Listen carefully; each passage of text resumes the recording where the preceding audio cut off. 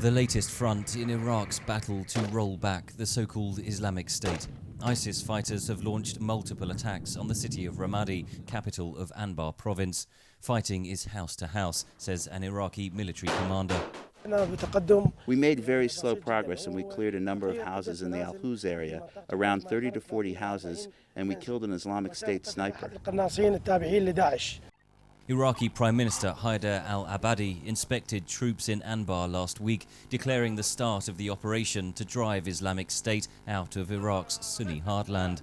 But they will likely have to do it without the help of Shi'ite militia, who have played a vital role up until now, says Afzal Ashraf of the Royal United Services Institute.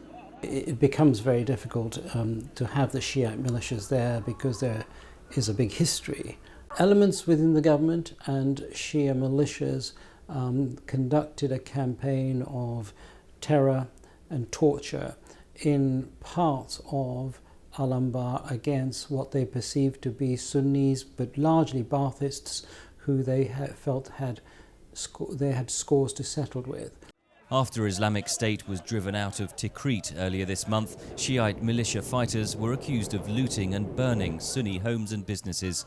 UN Secretary-General Ban Ki-moon spoke out against this while in Qatar Sunday. I encourage the government of Iraq to restore the rule of law in areas liberated from Daesh or ISIL. Iran has played a key role in training and supporting the Shiite militia, says Ashraf. There was an existential threat perceived by the Iranians that the IS will not just invade Baghdad and Najaf and elsewhere, but would wipe out many of the holy sites.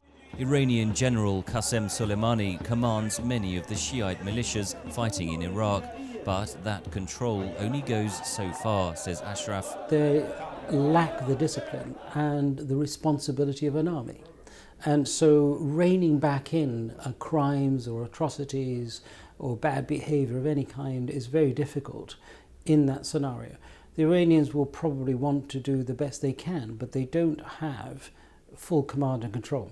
Iran and the West struck a framework agreement earlier this month on Tehran's nuclear program. Iran should build on that, says former Iranian diplomat Medad Konsari.